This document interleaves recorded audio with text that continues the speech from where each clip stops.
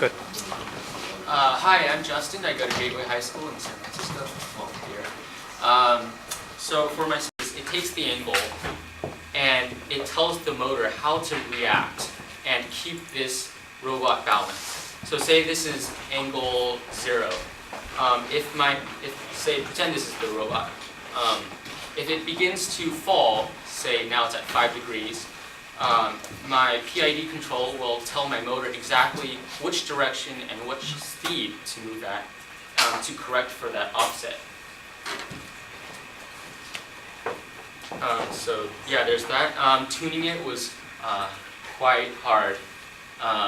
Understanding the math behind it was also really hard since I'm taking calculus next year and I haven't really done any of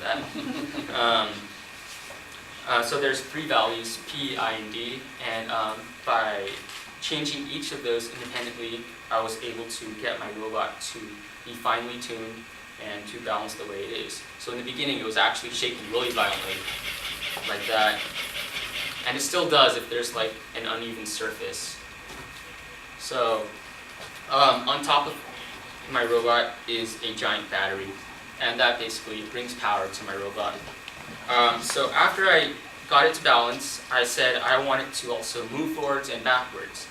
So moving forward, a self-balancing robot is actually really quite unintuitive because if you think about it, to move forwards, you actually have to move the wheels backwards. So I'll explain why. To move forwards, you have to tilt forwards. And to tilt forwards, you basically have to move the wheels back. So it's like, you can't make something tilt forwards without moving the wheels back, you see. And then after that, the wheels move back, then you can move forward. And the PID is capable of doing all of that. So next I added a Bluetooth module. So this is just an everyday Bluetooth dongle.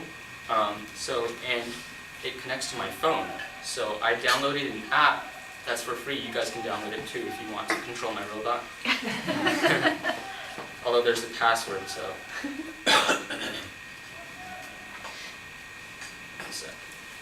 So it looks like this. It's basically like a remote control app. So it says pairing request. I typed in my passcode, 0000. And now it's connected. So here's the demo. So I'm not sure if it works very well on this surface, so I'll be really careful. Okay.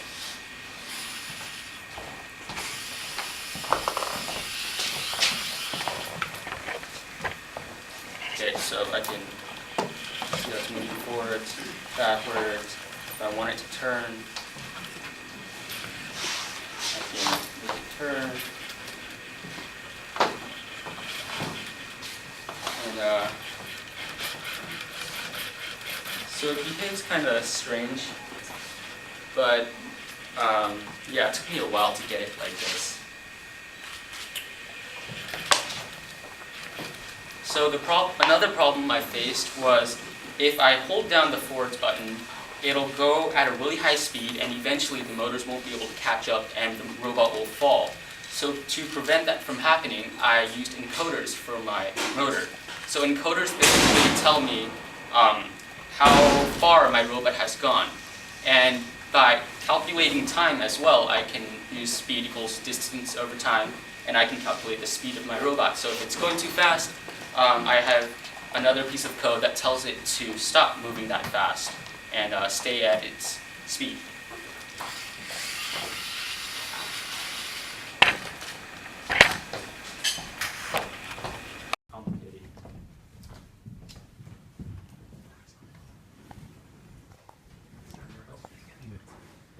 So like it took you the large majority of about 5 weeks to get this thing done. If you were given all the parts you needed and told to make another one, how long do you think it would take you now?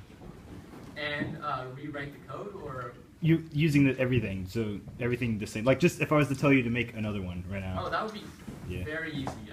I can switch out this board, I can switch out this IMU with the new one, and I can finish it in an hour. Nice. Well, maybe building the chassis might take more than an hour. But yeah, because the majority of my time was spent tuning the PID and writing the code and understanding the math. But now that I understand it all, I can totally build another one if I wanted to. Yeah. When you add a solar panel and you have to build another one, will it have to change the weight or height? Yeah, I would have to tune the PID once again. So I can show you. It's probably gonna fall, but. So I haven't secured it, but it would go sort of like this. And so if this were straight, it would. Actually works pretty well. Yeah, but that's sort of the idea I was getting at. And by the way, it can be solar powered and be running at the same time, which is really cool. Yeah. Would this solar panels be able to generate all the power that it takes, or would you still need this other? It would actually generate, in direct sunlight, it would generate more than I need. Yeah, even though I'm using a pretty big battery, the solar panels, 3.4 watt, 3.4 watt, 12 volts, so I stepped down to 7.2 volts because the battery is 7.2 volts. So yeah, it would definitely be enough, although it would take some time to charge. That's the only problem.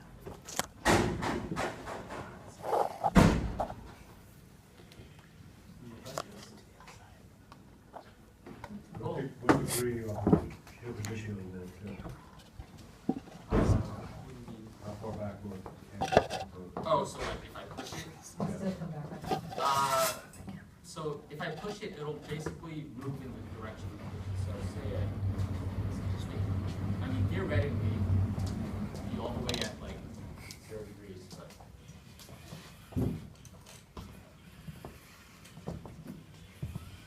So that eventually slows down. Yeah, just take it off the screen. Yeah, that eventually slows down, but if you push it too hard, the motors can't catch up, like I said, and it'll fall. I've had it fall nearly every day, but it's still really strong. Yeah. Have you considered scaling it up to be large enough to ride on? Then I would just buy a Segway. You sign the waiver, right, in case you make your own Segway and then are on the ground? Yeah. I think personally, I think it's actually easier to design a Segway-like robot simply because you have human input. So, like, you wouldn't need encoders because the human can see if it's going too fast. You would just lean your weight the other way and make it balance. Whereas this, I can't tell. It doesn't know if it's going too fast. So in that sense, it's a little bit easier making a Segway. I would think. So I have a question. This may sound obvious, but what would you like to do in college? What would I like? So I didn't know how to code before I came to BlueStan, but I quickly learned, and I realized that it's really logical and it's really intuitive. So like, it works how you'd expect it to work, and that's how I caught on so quickly. So I really enjoyed coding. I want to go into some kind of engineering in college, but I don't really know right now. It's kind of too early. So I have a question that's like 30 years beyond your pay grade, but so Segway seems to be fun for BlueStem students to build, Yeah. but I wouldn't say that measures up to how much fun people actually have riding them. Well, I think it's more fun to build than it actually is to use. Building it is definitely really fun. I've never ridden on a Segway before, so I've seen videos, but I don't really know how it's like. I assume it's pretty fun. Did you ask? Did you ask? Cool.